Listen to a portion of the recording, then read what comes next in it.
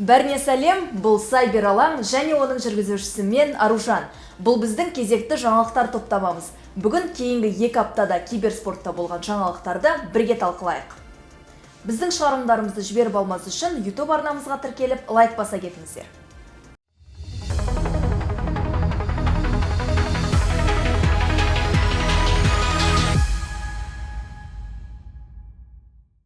Pinger Pro Қазақстанның желтоқсан айындағы 10 үздік стримерін ұсынды. Көшбасында әдеттегідей Watson, ал Adrien үздіктер қатарына қайтадан оралып жатыр. Watson Dota 2 бойынша Европадағы стримерлер арасында әлі күнге дейін көшбастап келеді. Желтоқсан айында ол жалпы 82 сағат 15 минут эфир өткізген екен. Соның нәтижесінде 306 мың сағат қаралым жинаған. Ал Станислав Чистер екінші орында тұр. Ол эфирде Watsonға қарағанда 2 есе көп уақыт өткізсе де бар жоғы 290 мың сағат қаралым жинаған. Оның Pass of Exile ойындағы стримдері өте қызық дегенде пікір бар. Ал көшбасшылар үштігінде рекордтық уақыт көрсеткішімен қазанбас тұр. Ол жалпы PUBG Mobile ойынымен стримде 222 сағат 55 минут отырған. Ал бұл тізімге Adrienнің қайтадан оралуы өте қызық болып тұр. Ол 30 сағат 45 минут эфирге шығып, жалпы 33 мың сағат қаралым жинаған. Paragon Events, Counter-Strike және Dota 2 бойынша қазақ тіліндегі трансляциялардың басталғанын хабарлады. Жалпы қазақ тілінде көрермендерге ұсынылатын алғашқы іс-шара CS2 ойыны бойынша Blast Premier Spring Groups 2024 турнирі болмақ. Бұл турнирге әлемнің ең мықты 16 командасы жиналған және қазір 22-28 қаңтар аралығында өтіп жатыр. Жүлденің жалпы қоры бірнеше $100 мың және турнирге қатысу квоталары. Турнир іріктеу кезеңі үшін Double Elimination, ал плей-офф үшін Single Elimination форматын қолданады.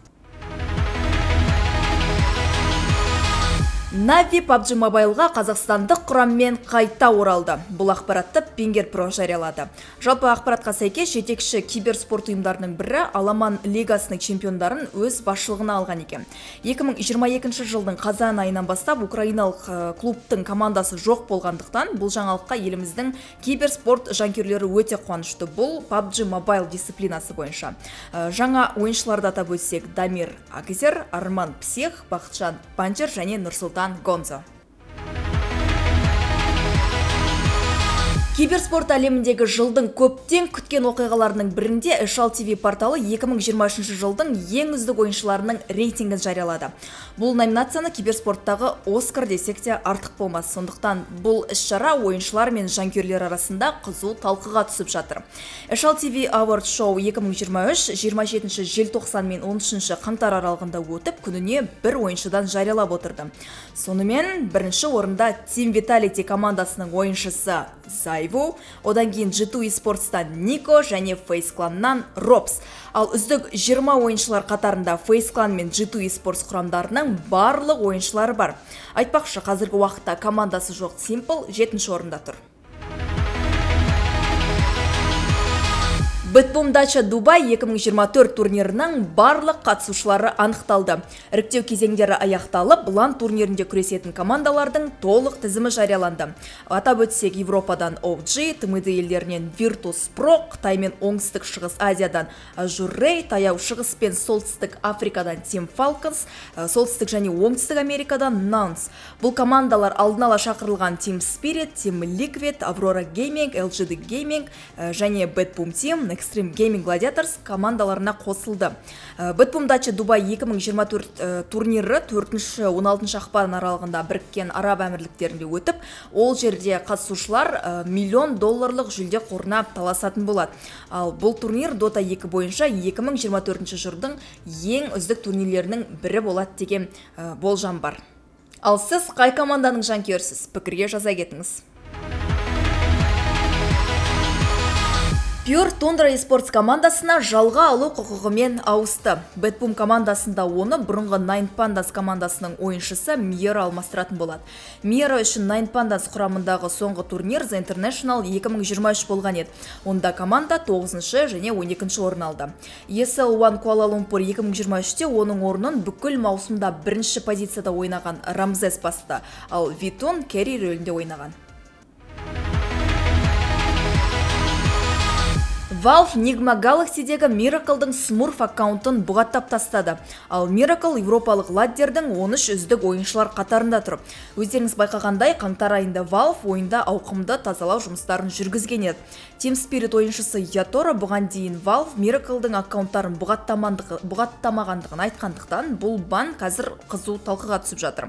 Бұған байланысты кейбір ойыншылар әлеуметтік желіде өз пікірін бөлісіпті. Мысалы, Watson 12500 MMR Smurf аккаунтым қош бол деп жазыпты. Ал Team Spirit менеджері Корбен бұл мәселе бойынша Ростислав стримеріне меңзеп, бұл бұғаттау оның кесірінен болды деп жазады. Оның айтуынша көптеген кәсіби ойыншылар Росиктің кейбір әрекеттерінен кейін аккаунтсыз қалған. ТМД елдері ESL-1 Birmingham 2024 жабық ойындарында бірнеше слот алып үлгерді. Мұнда 8 клуб турнирдің негізгі бөлігіне 2 жолдама алу үшін бақ сынасады. Басқа аймақтарда турнирге тек бір ғана слот алу мүмкіндігі болса, осы тұста ТМД елдерінің жолы болған сияқты. ESL-1 Birmingham 2024-те алғашқы іріктеуге тіркелу барлық аймақ үшін 16 қаңтарда басталды. Және іріктеу матчтары 512 командаға дейін тіркелуге болатын Faceit платформасында өтті. Шығыс Европа үшін алғашқы ашық біліктілік 22-23 қаңтарға, ал екінші іріктеу кезеңі 24-25 қаңтарда өтті. ESL-1 Birmingham 2024 22 және 22 сәуір аралығында, 28 сәуір аралығында, кешірім сұраймын, Ұлыбританияның Бирмингем қаласында өтеді деп жоспарланған. Kiyotaka Nine Pandas командасының құрамына қайта оралды. Біздің құрамда тағы да өзгерістер. Бүгін біз жаңа Nine Pandas ойыншысын жариялаймыз, және бұл сіз күтпеген ойыншы болары анық деген телеграм жазба арқылы клуб басында құрамда өзгерістер болатын жариялаған. Ал кейінірек ресейлік кәсіби ойыншы Kiyotaka Nine Pandas құрамына оралғаны анықталды. Айта кетейік, ол командадан тек 5 қаңтарда кеткен еді. 2020 жылы басталған мансабында ол Nine Pandas командасымен The Bali Major мен Riyadh Masters 2023-те 5-6 орынға, Dream League 21 маусымында 7-8 орынға ие болып, ал TI 12-ні 9-12 орындармен жапқан еді. Бұл тұста Kiyotaka дұрыс шешім қабылдады деп ойлайсыз ба? Пікірге жаза кетіңіз. Team Spirit дауы: қалайша алаяқ инвестор бір жыл бойы команданың ақшасын жымқырып келген? Dota 2 талдаушысы NS Team Secret командасы Паппиді бір жыл бойы алдаған инвестор туралы таңғаларлық оқиғаны бөлісті. Оның айтуынша, алаяқ өзін команда инвесторы және миллионер ретінде таныстырып, ұйымның ақшасын оңды-солды шашқан, тіпті яхтада көңіл көтерген көрінеді. Оқиға Team Secret енді құрылып, Паппи команда жинап жатқан кезде болған.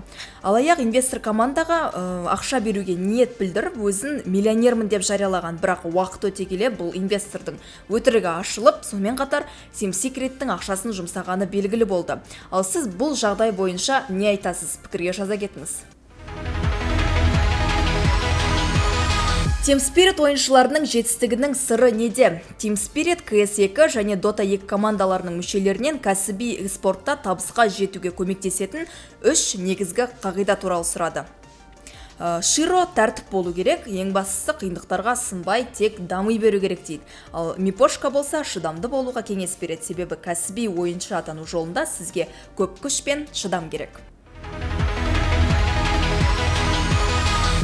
Ами қытайлық The Beijing News журналының нұсқасы бойынша eSportsқа қайта оралған жылдың ең үздік ойыншысы ретінде танылды.